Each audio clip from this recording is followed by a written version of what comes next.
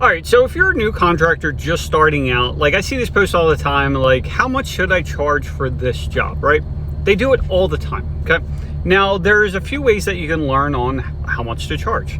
Number one way is literally to call the competition and say, how much would you charge for this? Now, obviously, you're not going to pretend like you're not going to act like it's like, hey, I'm from XYZ company and I just started my business and I want to know how much you would charge for this so I can tell my customers how much I'm going to charge. Like, no.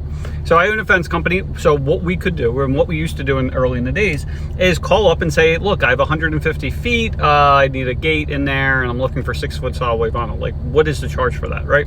And then at least we have a general idea of what to charge. Now, what you do want to make sure that you're doing is you don't want to just call anyone. You want to call the biggest companies in the area. Why? Because they're going to charge the most in the area. Why? Because they have all the expenses. You know, if you call like two companies, one's got like one truck, you know, one crew running, it's the owner running, like 2 trucks in a truck kind of deal. And then the other one is an actual company that has like 10 trucks on the road and they got the warehouse location or the retail location, all that kind of stuff. They cannot charge what the other companies charge because there's too much overhead. You know, the way I could make money back in the day compared to now, like there's no way. I literally cannot charge the same amount of money because one, I don't do the work myself. I don't go to do the quotes anymore. Like my wife doesn't really do it anymore.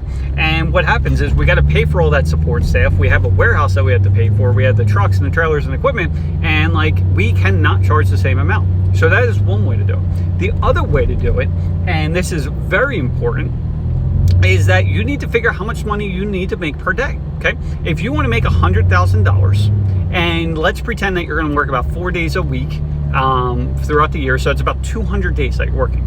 Well, then what you're going to do is take the 100,000 divided by 200, and that's $500. That means you need to make $500 per day.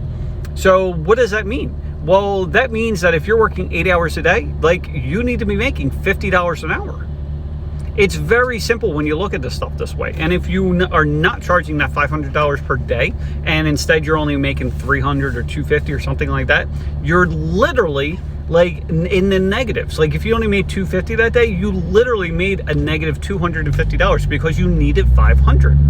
Think about it. Like this stuff's simple. Like we got to stop making it more difficult than it needs to be. It's literally figuring out how much money you need to make for the year, how much money you want to make, divided by the number of days that you're working, and then that's it.